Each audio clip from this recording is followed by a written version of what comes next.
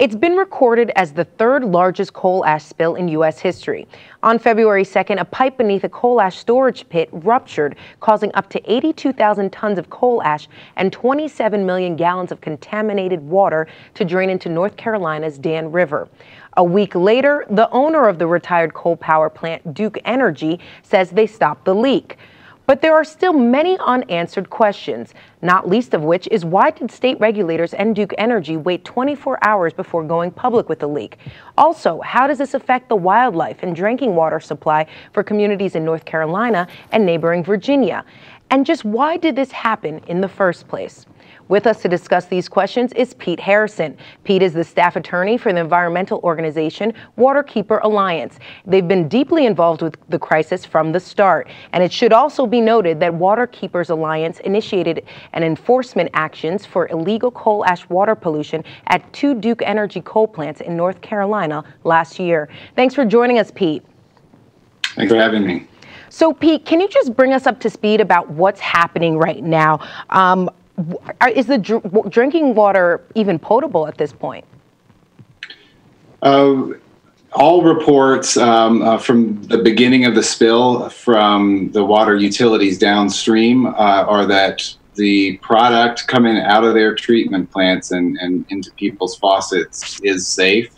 However, I think with a week's worth now of extreme ambiguity, to say the least, from the state government and the local municipal water utilities, a lot is left to question about whether we're getting complete information. And I think what has bred over the last week is a general mistrust by the public of their regulators who are charged with protecting their health and safety. And besides the regulators, how do they feel about Duke Energy, which is actually the largest electric company in the U.S.? Can you just talk about their environmental record? Sure. I mean, it's Duke is the largest utility in the United States. They still own an enormous coal power plant fleet, and they have many ash lagoons, just like the one that failed in Danville this week.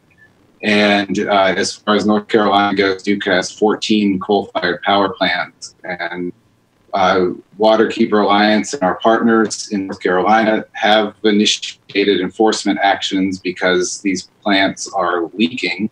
And in response to our threats to file Clean Water Act suits against Duke in North Carolina, the state of North Carolina came in and filed its own enforcement actions, which ultimately encompass all 14 of Duke Energy's coal-fired power plants in the state, alleging against every single one of them illegal discharges coming out of the walls of these coal ash impoundments. And the Dan River facility that where this disaster has happened was included in that. The allegation was that Duke was catching seepage coming out of the coal ash impoundment and channeling it down to a pipe and dumping it into the river, which is a federal crime. And it's astonishing that you have the state of North Carolina under oath accusing Duke of endangering the health and welfare of people of the state of North Carolina. But then why did it take them so long to actually act?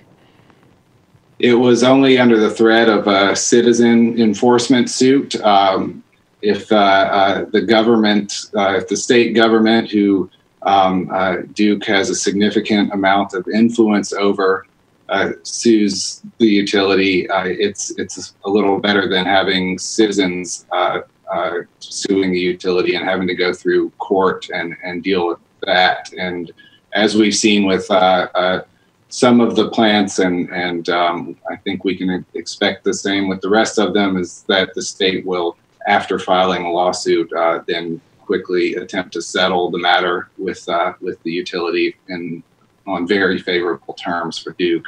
Okay, and Duke Energy has come out announcing that it will change the ash storage systems used at its retired coal plants, such as the Dan River Station. They may bury it elsewhere, though, in lined landfills, for example. Do you think that goes far enough? And if not, why? I think as an across-the-board solution, that's what needs to happen. This stuff cannot remain in impoundments like the one at Dan River, and there are 1,100 of these things nationwide. And as I understand it, Duke has made no binding commitments to actually go through with a conversion to dry storage in lined landfills. It may be that it ultimately decides to do that with this particular facility. And so I know it has put the idea out there, but as far as I know, they haven't made any binding commitment. And I think we would be very pleased if they would do so.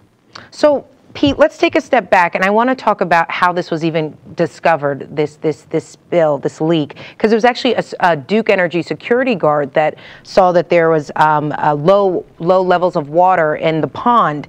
But they also noted that it took them 24 hours to announce the spill. They came out saying that some people are arguing that this really put locals at risk. Why did it take them so long? And others say, you know, they actually have 48 hours to go public. If you look at the law, what do you see as? Can we really fault them essentially for the delay?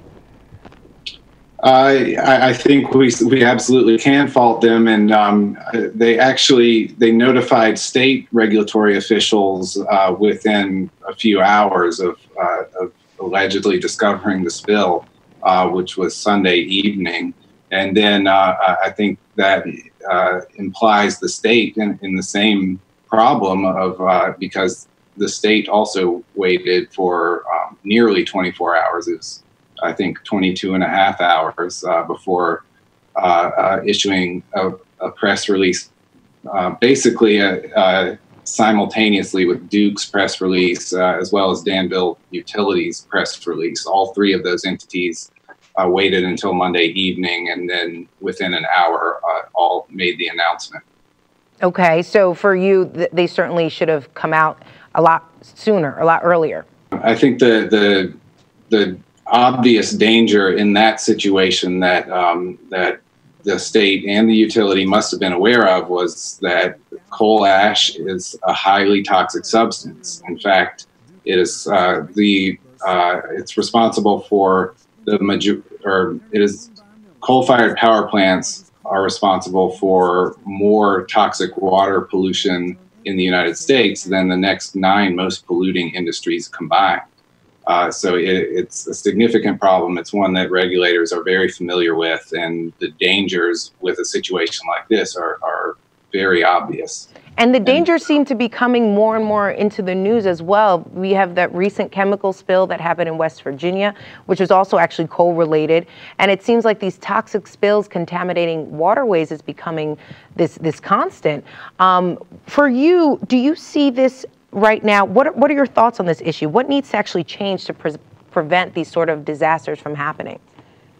Right now, there are regulations that have been proposed at the federal level by the EPA to regulate both water discharges from these coal ash impoundments as well as their solid waste storage form.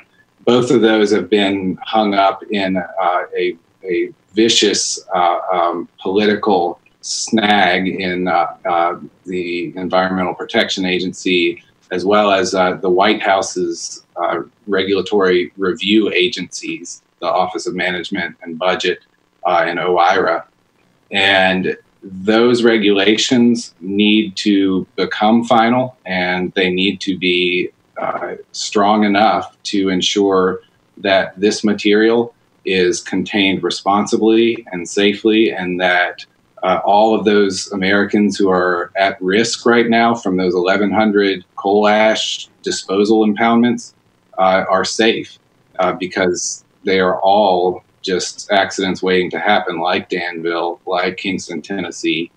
In the absence of those strong federal regulations, the regulation of the material is left to the states themselves. And I think the Dan River example is perfectly illustrates why that's an unacceptable approach, that state governments are especially susceptible to what's known as agency capture phenomenon, where they're subject to the influence of powerful industries like the utility industry, like the coal industry, like big ag. And what you see is exactly what we're getting at Dan River with the North Carolina government that is beholden to Duke Energy. And in fact, the governor of this state is a former Duke Energy employee. Duke Energy has been the largest campaign contributor to both political parties in the state. And I think the results are quite predictable from that recipe. Okay, so we have to essentially regulation, but more on a federal level. Is that what you're saying? Because regulators right now are basically shielding these companies oftentimes. Right, and that is primarily happening at the state level, although the sheer fact that there are no federal regulations is actually illegal. EPA was required to get these rules on the books 30 years ago, and it never happened. And I think that was probably a result of the same agency capture phenomenon at the federal level. Now, I think the wheels are in motion, and we're very close to having effective regulations. The rules have been drafted, and now it's a matter of EPA selecting the best alternative that's been proposed and finalizing it. Until that happens, the EPA's authority to even issue those regulations is subject to being stripped away by bill after bill after bill that's being introduced in the House of Representatives that are specifically designed to remove EPA's authority to regulate coal ash and to leave it to the states forever. All right, Pete Harrison, staff attorney for Waterkeeper Alliance. Thank you so much for joining us. Thank you for having me. And thank you for joining us on the Real News Network.